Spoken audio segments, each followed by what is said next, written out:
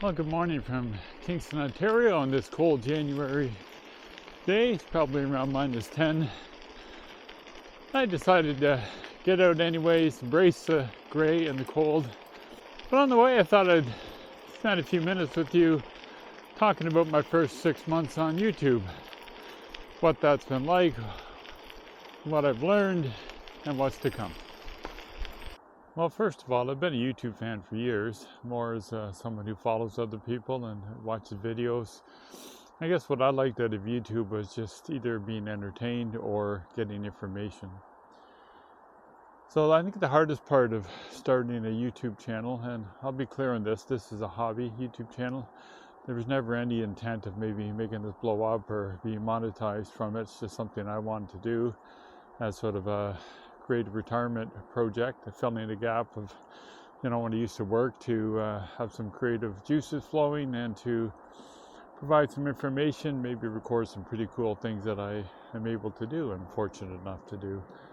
So I think the hardest thing to do really is just to get started. For me, I overthink everything, and it took a while to even get to the point of starting a YouTube channel. So that would be one thing I would recommend, is take a look at why you're doing this, because quite honestly, a lot of people won't care.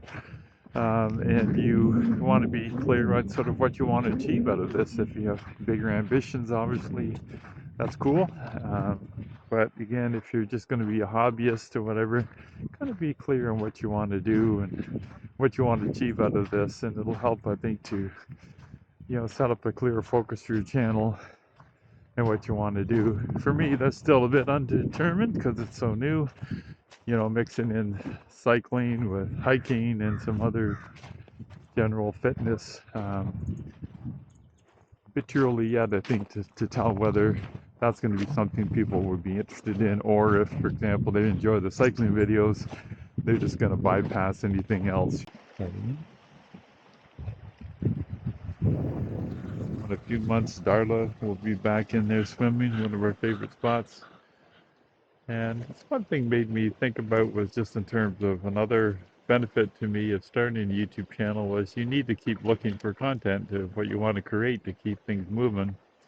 And there are times when there's something I thought, I kind of wanted to do, and I hesitate and hum and haw, and, it might be an opportunity to get out there and do it. So, for example, a couple of months ago, there was a neat little event offered by a bike club in Belleville where they were hosting a little bit of a hill climb at a local brewery that has this little steep, short climb that kind of made a fun event of it. So the night before, I kind of thought about going. It was cold, damp. I had a terrible sleep, and I don't know if I really want to do this. But you know what? I thought, I have a camera. Let's go do it. Give it a try. And actually, I ended up enjoying it despite being tired, and made a little bit of content out of it. So that's kind of a neat thing that's helped me to keep moving, as well as, when I first bought the camera, I was going on my West Coast trip with all my bucket list rides.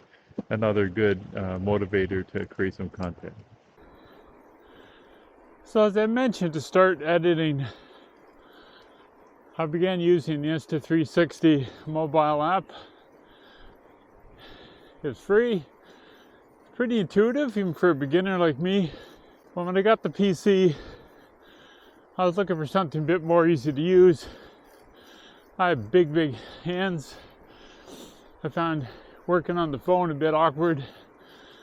So I went to CapCut for PC, and it's been really good. It's free, pretty simple to use, has enough for a hobbyist like me. So just to touch on the content creation a bit more as I ride on this lovely trail. Man, it's time consuming. So, and that's said from a retiree who has lots of free time. So that's one thing to consider. I might be a bit of a perfectionist, even though you might not be able to tell it from my videos, but I like to do things well. So, you do get better at it, get more efficient the more you do it. You begin to figure out what works, what doesn't, for sure. It's like anything in life.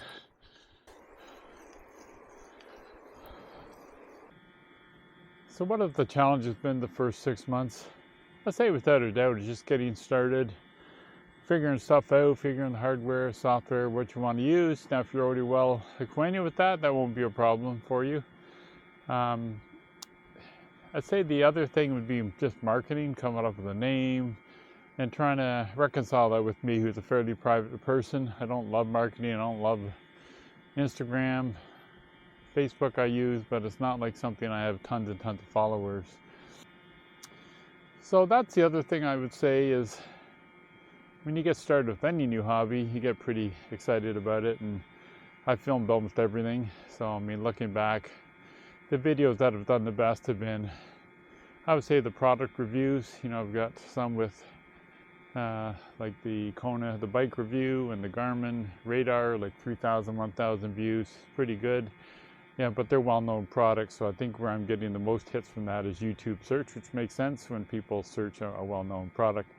If they're searching for a trail I do, which I think is really cool, but no one knows about, you're not going to get as much traction until you get more followers. And that's the other thing, you just have to be patient. You know, I don't think I'm doing okay, but and I don't know what to expect. So certainly you want to grow the channel a bit to get more people interested, but I truly just want to help people to see if they're looking at somewhere I've been, and maybe that will help them, because that's what I liked about YouTube. Is if I'm going to another city, looking up a rail trail I want to do, I can get information, I can see what it looks like, and get some intel on it before. That's kind of my hope for most of my content anyways.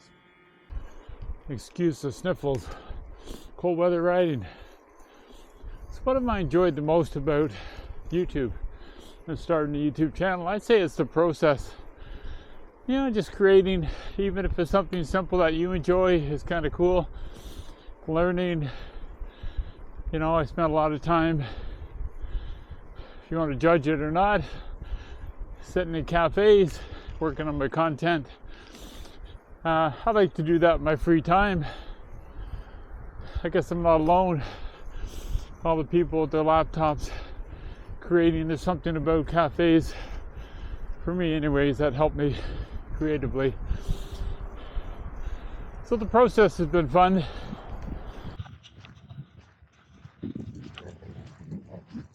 So would I do it again? Would I start a YouTube channel? Absolutely. I don't know if there's a whole lot I would change. It's early days yet. And again, it's important to know that really you have to do for you, that I'm enjoying it.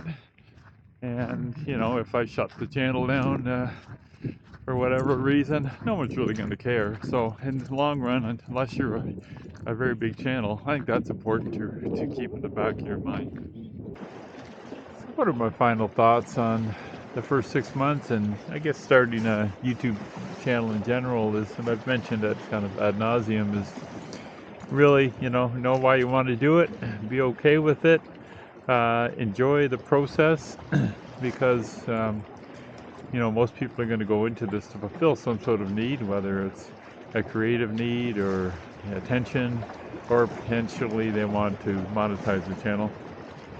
So if you're here looking to do that, I'm probably not the best person to help you with that. So for me, it truly was kind of a hobby and an opportunity to do something different. So I would suggest, you're going to have to be willing to learn. You have to be patient with it as well, whether it's you're learning the technology, the equipment, the software, or how to set up shots, or the marketing. There's going to be things you're going to learn. There's going to be things you're strong at, things you're not. And certainly for me, I'm not really strong at any of those. My strengths are going to tend to be just in the fact that I have the ability to get out and do some adventures. I'm a genuine guy. I'm just your average Joe out there trying to do some things that hopefully some people will relate to, and that's okay with me. So what's next? I plan to continue. I hope to get out for some more adventures come spring, and I'm going to keep looking for opportunities to create some content that hopefully people can relate to in some way. And that's my hope for 2024. So I hope you keep following along, that you consider to subscribe to the channel. And again, if you have any comments, any ideas, I would love to hear them. Take care.